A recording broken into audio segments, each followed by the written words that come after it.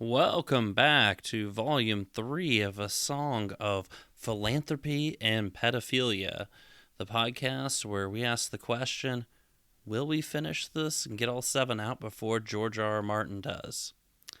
Well, anyways, we dug deep into the archives for this look at the Gateses all the way back to April of 2019, when the New York Times decided to write a nice big piece on Melinda Gates and her new book. This is all the way back when I was not on the show. It's just Colin, Greg, and a very special guest, Ian Edwards.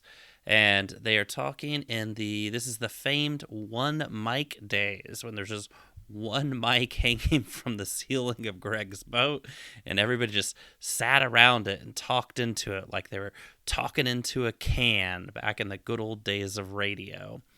Well, hopefully that sold it. I don't know why it would have, but there's a nice long clip talking about Melinda Gates. Finally, we get to hear from the woman behind the man who's behind Jeffrey Epstein.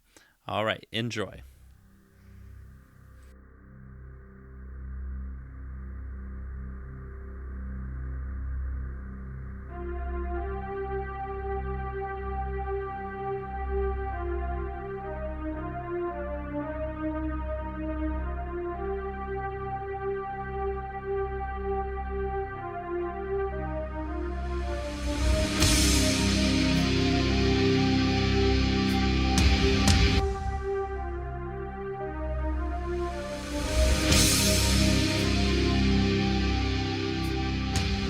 Yeah, so there was a New York Times mag or New York Magazine? New York Times Magazine. Yeah, New York Times Magazine piece that was sort of a little chit chat with Melinda Gates. Melinda Gates, profiled, interviewed in New York Times Magazine.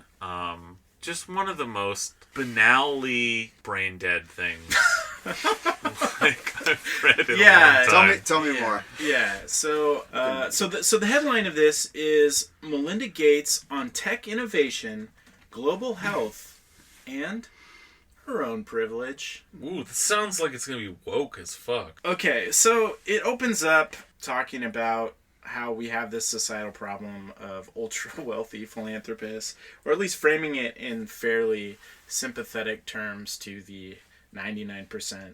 And so one of the funniest things that comes out of this, they quote her a little bit, is that the Bill and Melinda Gates Foundation, its endowment is $50.7 billion, which is the largest in the world. This is followed up with, but we're lucky to live in a democracy where we can all envision what we want things to look like. So her idea of democracy is that they are able to have this wealth and envision what they want to do with it. Well, and that we can too.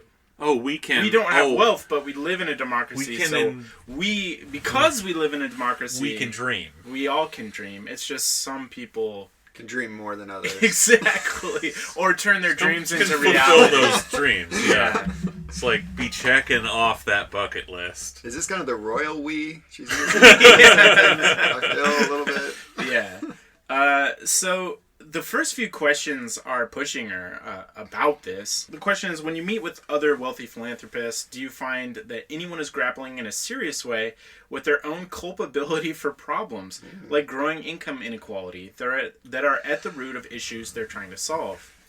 And that's like a real question, at least. Oh, totally. And but not wealth inequality, I noticed. Just income inequality.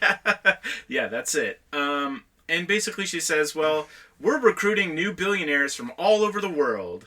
She says India and China, they're all coming to give the Giving Pledge, which is Warren Buffett's thing of when you die, you give, I don't know, N% of your wealth away to charity, not to your children. So she concludes this with, but I'm stunned by how many visits we're hosting at the foundation now with philanthropists. Not even billionaires, millionaires, asking us, how did you think about philanthropy? How did you do it?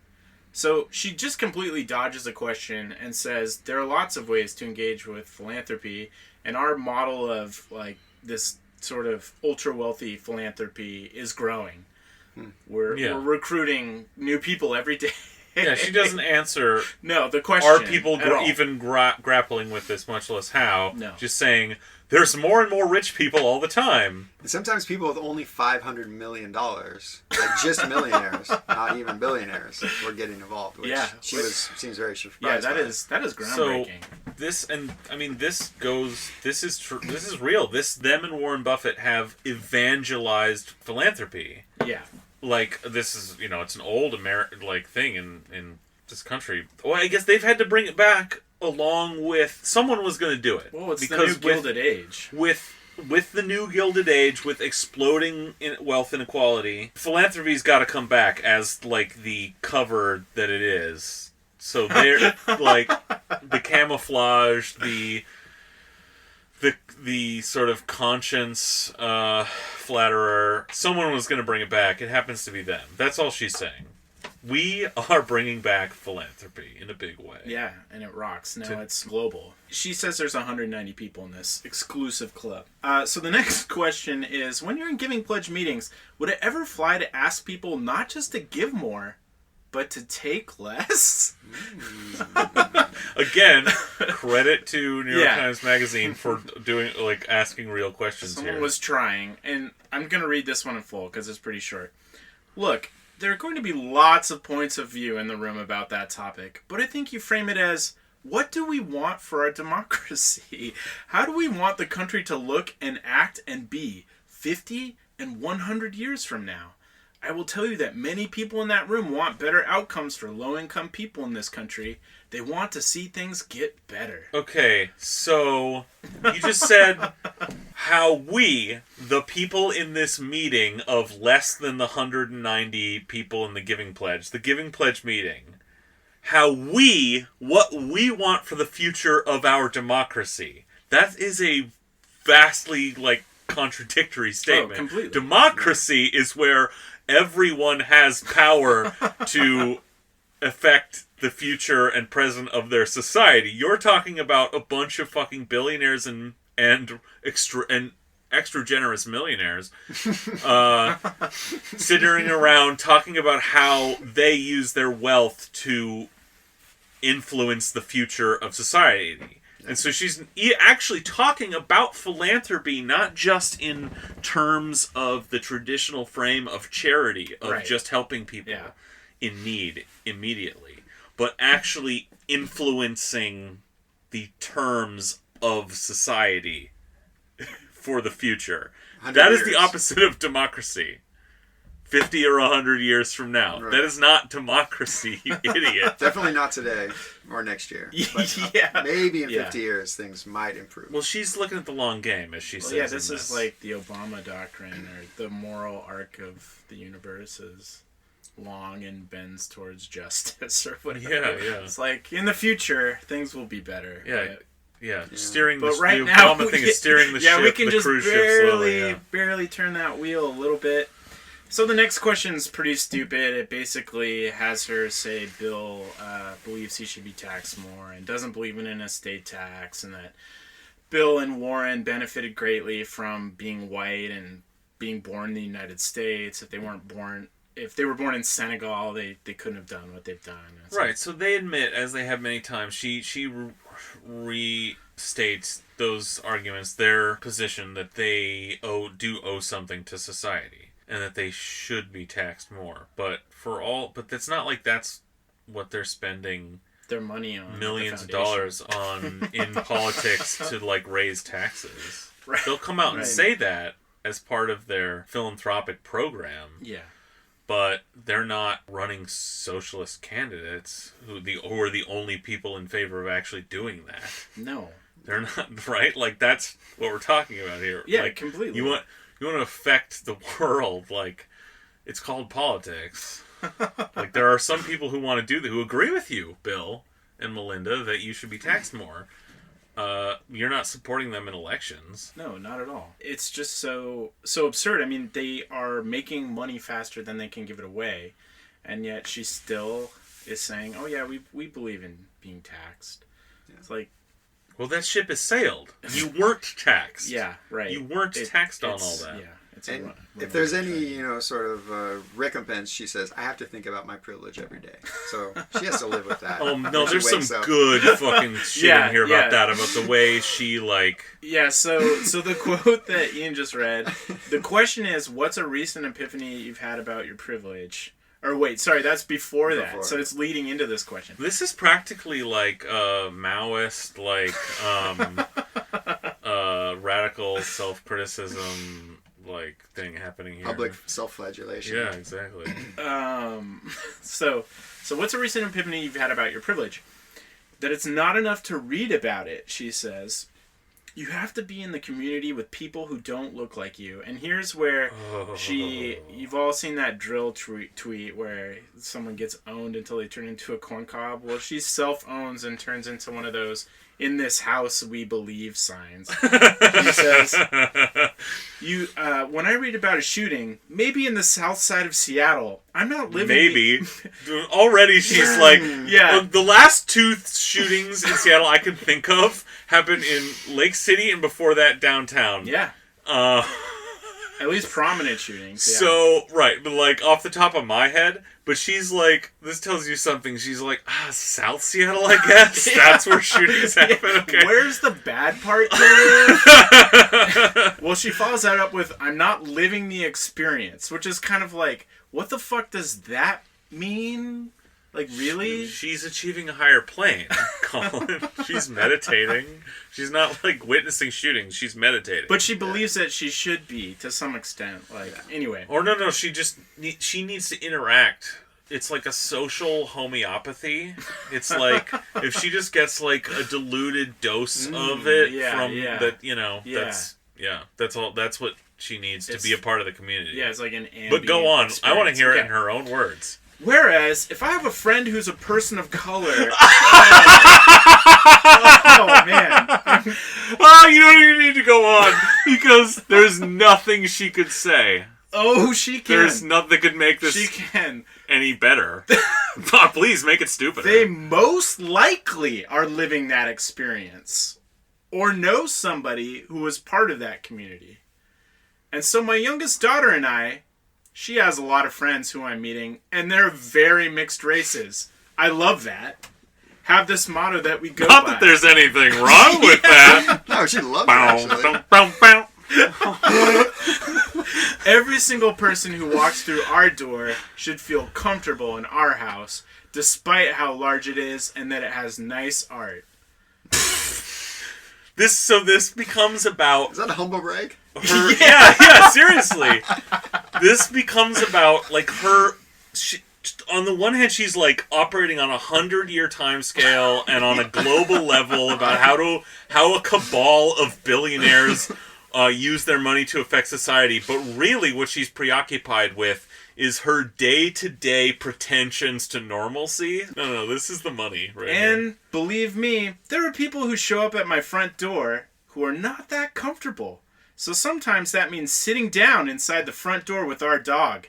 And I'm in my yoga pants, no makeup on, and petting the dog until they're comfortable being there. And only if we've made them comfortable can we be in real community. Wow, so she has a service animal that's, like, not meant to, like, calm her down. Yeah. But, like... put you at ease. It's meant... She has to go around with a dog in her own home to put normal human beings at ease. Like, look! Well, yeah, she's like, you like people like these, like, right? I picture, like, an android petting a dog. Yeah, exactly, you know, that's exactly. like, look, it's not even killing it. Look, you'd think it would be snapping its neck right now, but look, I'm not killing this dog.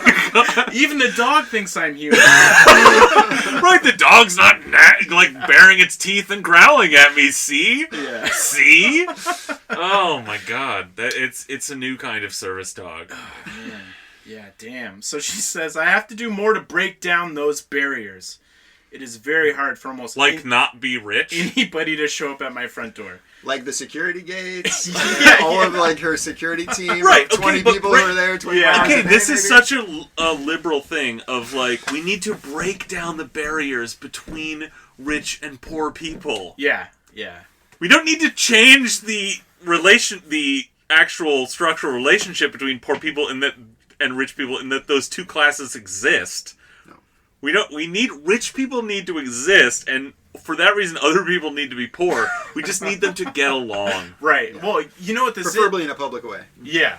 I'm just like that. thinking about the woman who showed up at her house looking like sweaty and nervous, and who was very mixed race. who was very mixed race and just like awkward and stuttering and sweaty, and because Melinda was petting that dog and With not no killing it, no makeup on, with in no yoga makeup pants. on, that woman who came to her house saw like a glimmer of humanity, and for that reason didn't detonate. Well, yeah. Give her a bottle of Perrier water. Just relax. Yeah.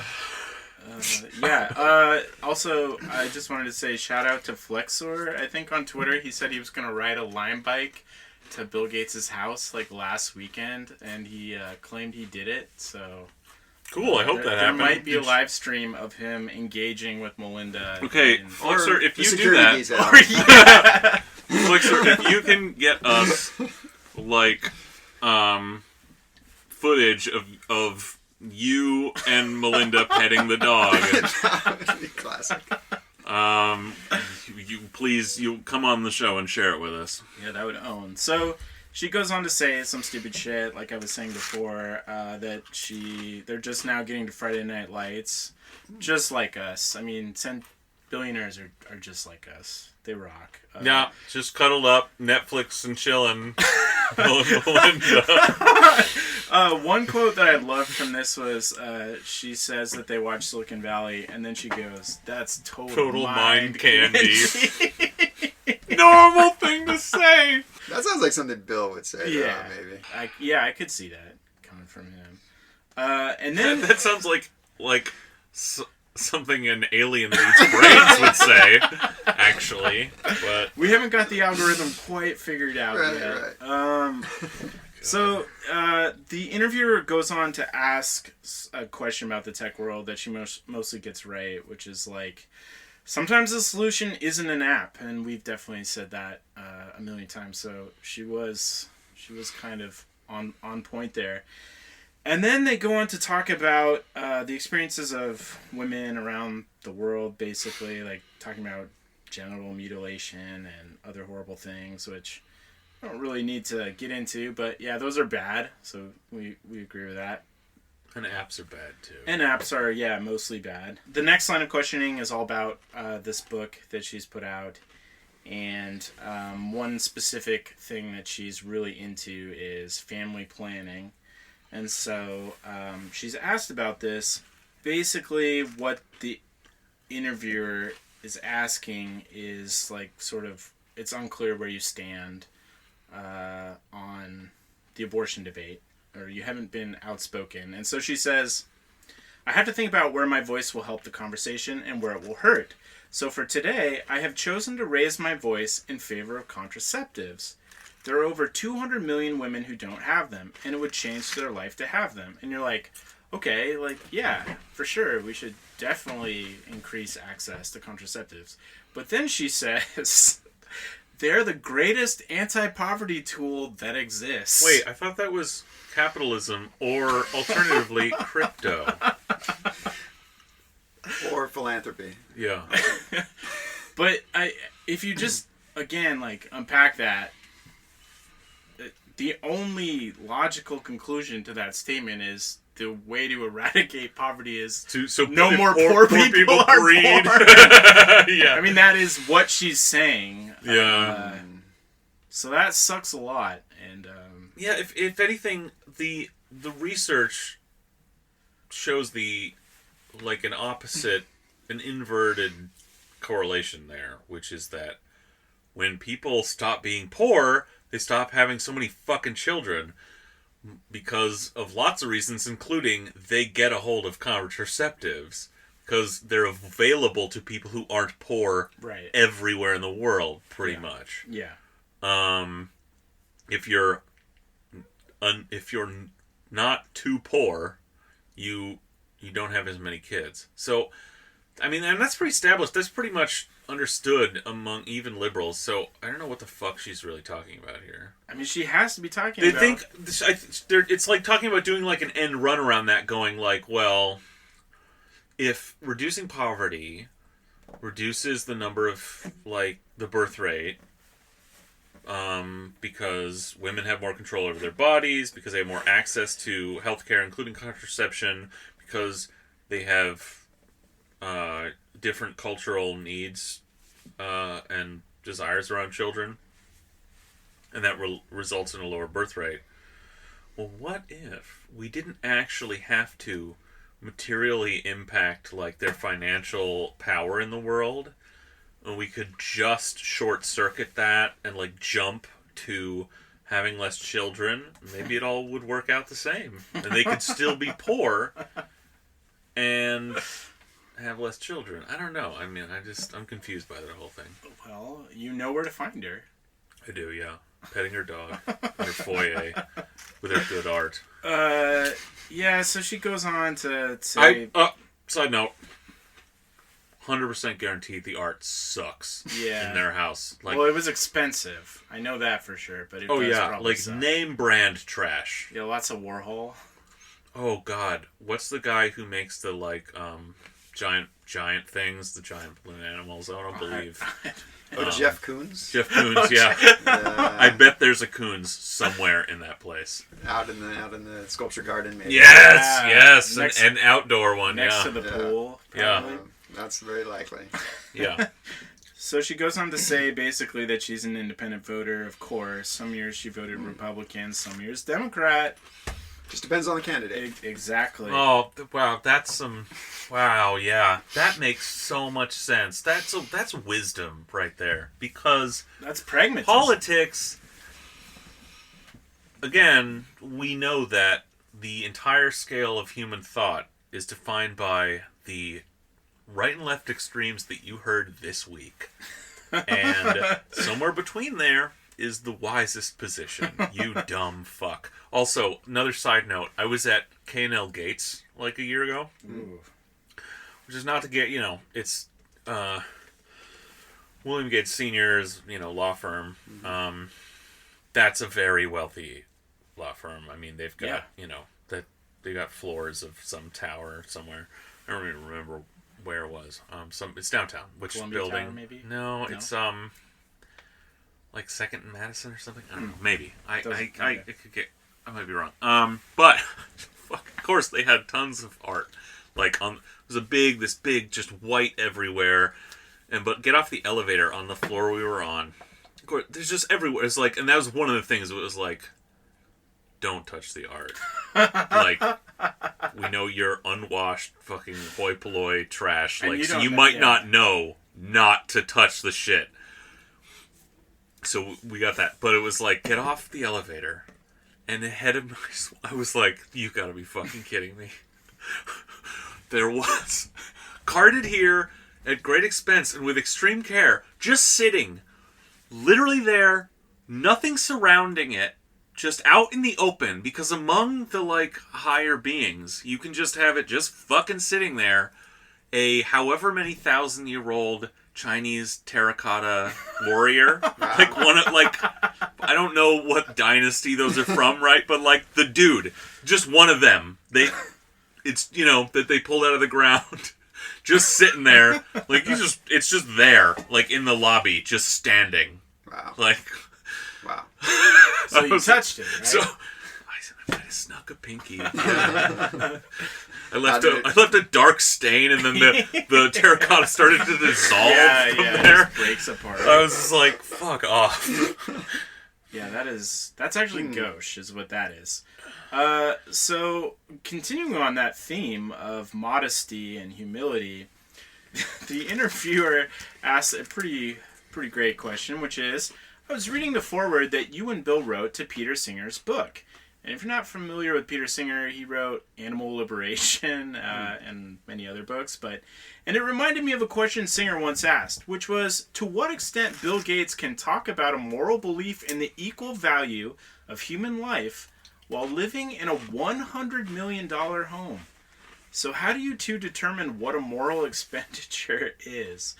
And this is where the circuits kind of like. Well, you really can't. You can't. Yeah, they really start fraying. You are a moral aberration at best. Okay, This does not square. This circle cannot be square. I'm sorry.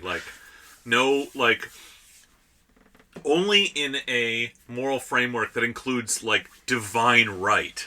Okay, is this circle squared? Well, she says, we certainly spend money on ourselves. You see it in the house that we built. We won't have that house forever, though. I'm actually really looking forward to the day that Bill and I live in a 1,500 square foot house. Anyway, just to be clear, the house was being built before I came on the scene. Well, a little defensive. Yeah. But also... Well, and just really, on your back feet here. Someday we're not gonna live like the pharaohs. We don't care. Don't tell me that. I don't care. 50 or 100 years, perhaps. Yeah. She's on a global timescale here. Well, if Peter Thiel has his way, they'll live to be 600 years old, probably. Yeah. And they're at some point they'll be senile for 150 of that, and so they'll be in a tiny retirement center flat. For billionaires. That'll be the 1,500 square foot apartment. Retirement home. When they need 24-hour nursing care and can't remember what they did the morning before. But then she goes on to say, but I take responsibility for it. We've already put a certain amount of money in it. We live in a nice place. But we think about expenditures. We think about, okay, $1,000 we spend on ourselves or our kids is $1,000 we're not spending on somebody somewhere else in the world. She just explained what money is. That's what rich people are. Yeah, we get it. Well, and we've talked about this, so many times, but it's you shouldn't have the choice of how that $1,000 is spent for somebody else. That's why we tax you. So that we can democratically in an actually democratic society, how we would spend that money. We would just democratically determine how to spend the wealth of society that you have fucking hoarded. Right, because, and we've talked about this too, she and Bill like to go, and this is all well and good, but they like to bring toilets to Africa. It's we got a lot of problems here at home that if we had some of your money, we could build tiny homes. We could build all kinds of things here in the States too. Yeah. That'd be great. And you wouldn't have to think about it anymore, because we'd have your fucking money. You wouldn't have this on your conscience. Yeah. So then she goes on to say, I know we don't always get it right, but we do think about the world's resources and our resources. Which are two comparable, comparable things, and that's the fucking problem. Those are apples and apples you just compared, you dumb bitch. Jesus. Here's a tiny example. Up until a couple years ago, we were using plastic water bottles all over our house. My piece is like an infinitesimal drop in the bucket on climate change, but it's hey, we have clean running water faucets all over the house. We can pour our own thing of water. Okay. What the fuck? You just outed yourself because that's I stopped committing crimes. I don't murder people for fun anymore. This is not a thing anybody else does. No one's drinking out of plastic water bottles in their home, much less their multi-million-dollar home. We all use glasses, you alien freak. No one is doing this. What kind of fucking psycho just figured out you shouldn't be downing disposable Dasani bottles or water from Fiji? From Fiji. Or fucking Fiji water from in your fucking home on the fucking train, maybe. Jesus. We do have really good public water. Oh yeah. Seriously, you live on a lake. No one else was doing that. And no, it's less than infinitesimal. What is the definition of infinitesimal? Because it might be below that threshold. Oh god. The damage you. Oh my god. I am incapable of doing the damage to the environment than in my entire life than you are in a day. Okay? Yeah, probably an hour. So we try to live those values as much as we can and do the best we can. Wait, what values? Don't She's saving the planet. Don't use water bottles in your own home. Limit your use of plastic. Or recycle it. And recycle it if you have to use plastic. If you're that lazy.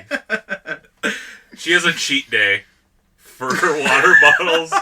It's like, it's Sunday, I don't have to fill a glass all day. Well, and I'm sure they just leave glasses everywhere, and like every day a robo-maid, like what was the fucking Jetsons maid, comes scooting by. No, but it's like a person in a suit though, because like they can afford real robots. Yeah, because like or they're wearing active the camo, technology, so you don't even know they're the there. technology doesn't exist, so they have like a fully, famously like way back in the day, a fully wired home of technology which has been probably outdated 75 times and has either been updated or actually what I like to believe is that house on the lake still has like home integrated like multimedia security fucking informatics whatever from 1997 this day, because like you realize like, oh, we never used it anyway. Like but to keep up the veneer, they make the maids dress as robots. But the one thing that I want to be really clear is that a vast majority of the huge funds that we have, these billions of dollars, they are going back to society. Okay, that's bullshit because Bill Gates' wealth has increased in the last decade. Yeah. It hasn't gone down. It's gone up. Yeah, he's now a centibillionaire, or is that the term? Yeah, it's gone from like 75 billion to 100 plus billion in the last 10 years. Which I can't even fathom that, really, honestly. Yeah. So then they ask, when do you think you'll move to a smaller house? I wish I knew! We'll make some lifestyle changes for sure when our last daughter goes off to college, which is in a few years. With the foundation in Seattle, we will be here for at least 6 months out of the year. But I assure you, if we decide to spend 6 months somewhere else, it will be in a smaller house. So they're... She's saying they're going to have a smaller house that we will live in addition to the massive lake house that will be populated merely by the robot maids. Yeah. During the winter months. Yeah. It's gray. Well, and that's not their second house. That's probably honestly like their 100th residence or more. I wouldn't be surprised. Yeah. Like with that money, I mean, why not? Well, they all seem to do. Yeah, like they probably have a place in fucking Malta, or New Zealand bunkers like Peter Thiel. Probably, bug out locations. Sorry. Yeah, bug out. So then, this interviewer really wants to push her on philanthropy. So they say, to get back to philanthropy, what about the notion that the foundation's work on an issue like public education is inherently anti-democratic? You've spent money in that area in a way that maybe seems like it's crowding out people's actual wants in that area. What's your counter to that criticism? So if you're not familiar with this, and she will go on to explain it, the Bill and Melinda Gates Foundation are huge proponents of charter schools, and that is their jam. And they've been one of the main drivers of the charter school craze. I mean, in addition to aid in developing countries, they contribute to destroying public education in the United States by making way for-profit education grifters. Well, yeah, if you like the Jim Crow South, you're going to love charter schools. And in addition to that, bolstering intellectual property law all around the world. That's what a lot of Bill Gates' money goes to, is like lobbying for stronger IP law to protect fucking tech company patents and shit so he can continue to make money off shit for the rest of eternity. That makes sense. Yeah, good for him. So here she goes. Bill and I always go back to, what is philanthropy's role? It is to be catalytic. Oh. It's to try and put new ideas forward and test them and see if they work. Fail! Test failed. If you can convince government to scale up, that is how you have success. But philanthropic dollars are a tiny slice of the United States education budget. Even if we put $1 billion they're in a big slice of the lobbying for changes in the allocation of that budget. Yes. And as we just mentioned, $1 billion is less than 1/100th of their wealth. Even if we put $1 billion in the state of California, that's not going to do that much. So we experiment with things. If we had been successful, David, so I guess the interviewer's name is David, you'd see a lot more charter schools. I'd love to see 20% charter schools in every state, but we haven't been successful. I'd love to say we had outsized influence. We don't. So by their own metrics, there are not literally 20% of all students in America in charter schools. So that they've failed. Yeah. Not that they've pushed the conversation towards charter schools for years and gotten that and moved that needle in many states, set up all these dysfunctional schools, taken money out of the public education, further weakened teachers unions and school boards everywhere, on and on and on. Reduced democratic control over education. Hugely. All in the name of making education a for-profit enterprise. Yeah. And so David, the interviewer, kind of calls bullshit on this and says, certainly you have more influence than, say, a group of parents. And then she has the audacity to say, not necessarily. I went and met with a group of 36 parents in Memphis. We thought we had a good idea for them. They were having none of it, so we didn't move forward. A group of parents, a group of teachers, they can have a very large influence. They can have an influence on us. Yeah. In that one particular So school when, district. in that one instance, we actually asked. See, we didn't pull. Yeah, we're not Betsy DeVos. So. We didn't pull the whole country. We didn't ask. Is our for-profit schools what you really want? No, we lobbied for that. We advertised. We convinced people of that.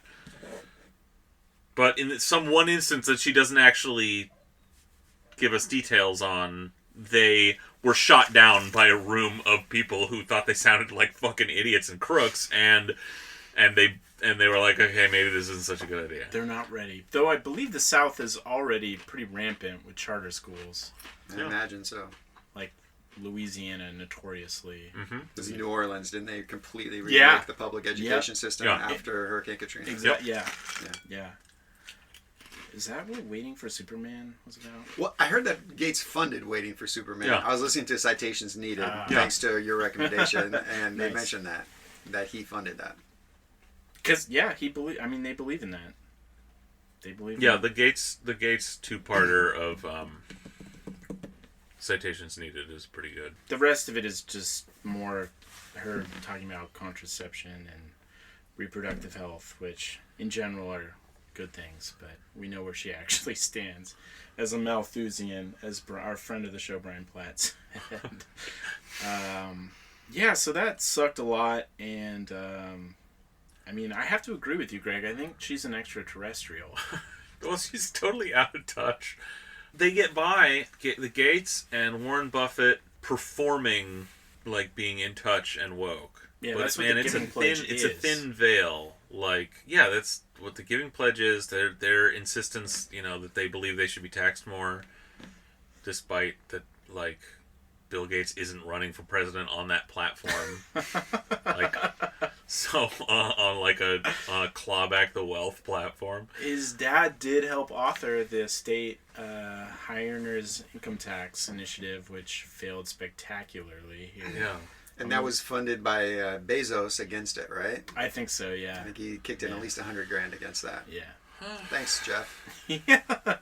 Maybe that shows you that they're not very effective. That the things they have been effective at pushing are things that are turning public services into for-profit enterprises that the entire economy and every other capitalist is moving toward at lightning speed at whatever possible avenue, and that they've just been a part of. But if they choose to actually buck the trends and the capitalist class themselves, they're totally ineffectual, useless idiots.